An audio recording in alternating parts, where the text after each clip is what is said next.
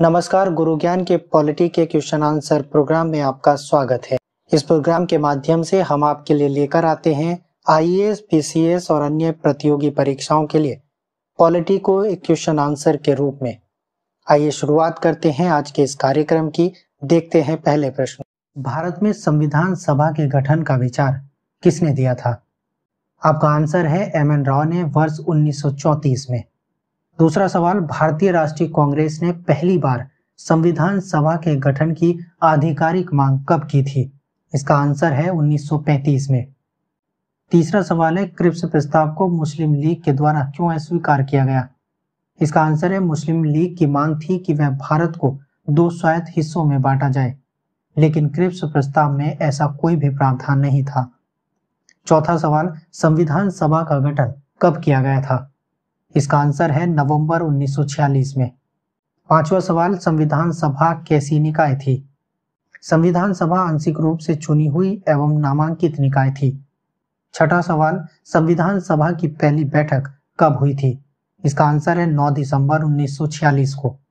सातवां सवाल है, संविधान सभा का अध्यक्ष किसे नियुक्त किया गया था? आंसर है डॉक्टर राजेंद्र प्रसाद को। आठवां सवाल, कौन सी निकाय स्वतंत्र भारत की पहली निकाय बनी? आंसर है संविधान सभा। अगला सवाल है, संविधान सभा को कौन से अलग अलग काम सौंपे गए थे? संविधान सभा को 2 कार्य सौंपे गए थे। पहला है स्वतंत्र भारत के लिए संविधान बनाना और दूसरा है देश के लिए आम कानून लागू करना। हम आपको बता दें कि संविधान सभा जब ये 2 काम अलग अलग समय पर करती थी तो इन सभा का अध्यक्ष भी अलग अलग होते थे। अगला सवाल है, विधायिका के रूप में कार्य करते हुए संविधान सभा की अध्यक्षता कौन करते थे? इसका आंसर है जीवी मावलंकर। हम आपको बता दें कि देश के लिए आम कानून लागू करना विधायिका का काम होता है और जब संविधान सभा विधायिका के रूप में काम करती थी तो उसकी अध्यक्षता करते थे जीवी मावलंकर। चलिए अपने अगले सवाल की तरफ बढ़ते हैं। हमारा 11वां सवाल है कि संविधान सभा ने राष्ट्रमंडल में भारत की सदस्यता का सत्यापन कब किया था? तो इसका आंसर है मई 1949 में। 12वां सवाल, संविधान सभा ने राष्ट्रीय ध्वज को कब अपनाया था? इसका आंसर है 22 जुलाई 1947 को। 13वां सवाल, संविधान सभा ने राष्ट्रीय गान को कब अपनाया? इसका आंसर है 24 जनवरी 1950 को।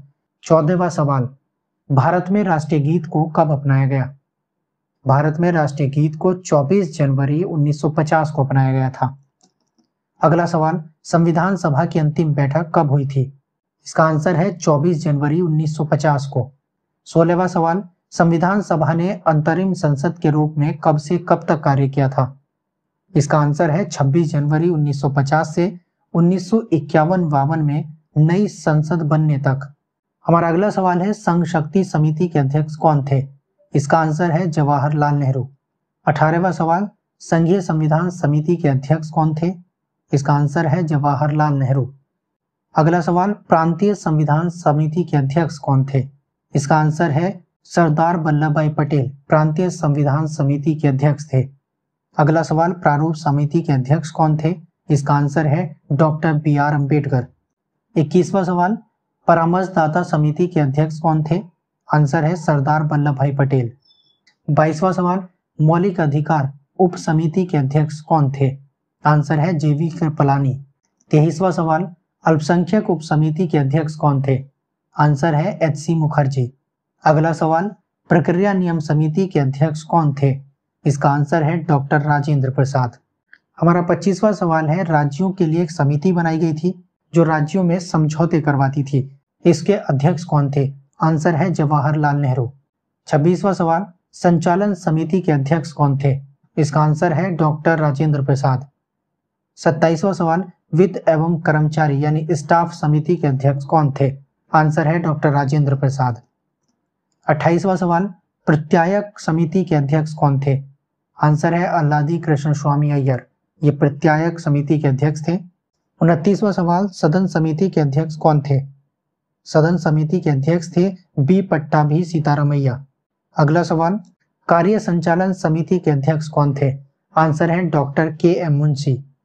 अगला सवाल, राष्ट्रीय ध्वज संबंधी तदर्थ समिति के अध्यक्ष कौन थे? आंसर है डॉक्टर राजेंद्र प्रसाद। 32वां सवाल है, संविधान सभा के कार्यों के लिए एक समिति बनाई गई थी, उसके अध्यक्ष कौन थे? आंसर है जीवी मावलंकर। अगला सवाल, सर्वोच्च न्यायालय के लिए तदर्थ समिति के अध्यक्ष कौन थे? आंसर है एस वरदाचारी। 34वां सवाल है, मुख्य आयुक्तों के प्रांतों के लिए समिति के अध्यक्ष कौन थे? आंसर है बी पट्टाभी सीतारामैया। 35वां सवाल, संघीय संविधान के वित्तीय प्रावधानों संबंधी समिति के अध्यक्ष कौन थे? आंसर है नलिनी रंजन सरकार। 36वां सवाल, भाषाई प्रांत आयोग के अध्यक्ष कौन थे? आंसर है एस के डार। 37वां सवाल, प्रारूप संविधान की जांच के लिए विशेष समिति के अध्यक्ष कौन थे? आंसर है जवाहरलाल नेहरू। 38वां सवाल, प्रेस दीर्घा समिति के अध्यक्ष कौन थे? आंसर है उषा नाथ सेन। अगला सवाल, नागरिकता पर तदर्थ समिति के अध्यक्ष कौन थे? आंसर है एस वरदाचारी। 40वां सवाल, प्रारूप समिति का गठन कब किया गया था? आंसर है 29 अगस्त 1947। 41वां सवाल है, the constitution as settled by the assembly be passed प्रस्ताव किसके द्वारा पेश किया गया था? आंसर है डॉक्टर भीमराव अंबेडकर द्वारा। 42वां सवाल, क्या प्रस्तावना को संविधान के साथ लागू किया गया था? आंसर है प्रस्तावना को संविधान को लागू करने के बाद ही लागू किया गया था। 43वां सवाल है, आधुनिक मनु की संज्ञा संविधान सभा के किस सदस्य को दी गई है? आंसर है डॉक्टर भीमराव अंबेडकर। 44वां सवाल, 26 जनवरी को संविधान की शुरुआत के रूप में क्यों चुना गया था? इसका आंसर है 26 जनवरी 1930 को इंडियन नेशनल कांग्रेस यानी आईएनसी के लाहौर अधिवेशन में पारित संकल्प के आधार पर पूर्ण स्वराज्य दिवस मनाया गया था, इसलिए 26 जनवरी को संविधान की शुरुआत के रूप में चुना गया। 45वां सवाल, संविधान सभा की आलोचना किस किस आधार पर की जाती है? संविधान सभा प्रतिनिधि निकाय नहीं थी। दूसरा, संप्रभुता का अभाव था। तीसरा, इसमें समय की बर्बादी थी। चौथा, इसमें कांग्रेस का प्रभुत्व था। पांचवा, इसमें वकीलों एवं राजनीतिज्ञों का प्रभुत्व था। और छठा, इसमें हिंदुओं का प्रभुत्व था। 46वां सवाल, संविधान सभा को एक दलीय देश का एक दलीय निकाय यानी सभा ही कांग्रेस है और कांग्रेस ही भारत है किसने कहा है? इसका आंसर है ब्रिटेन के संविधान विशेषज्ञ ग्रेनविल ऑस्टिन ने। 47वां सवाल, संविधान सभा के द्वारा मुहर के रूप में किसके प्रतीक को अपनाया गया था? इसका आंसर है हाथी के प्रतीक को। 48वां सवाल, संविधान सभा के लिए संवैधानिक सलाहकार यानी कानूनी सलाहकार किसे नियुक्त किया गया था? इसका आंसर है सर बी.एन. राय को कानूनी सलाहकार के रूप में नियुक्त किया गया था। 49वां सवाल है, संविधान सभा का सचिव किसे नियुक्त किया गया था? आंसर है एच.बी.आर. अयंगर को। हमारा लास्ट सवाल है, संविधान सभा का मुख्य प्रारूपकार चीफ ड्राफ्टमैन किसे नियुक्त किया गया था? आंसर है एल.एन. मुखर्जी को।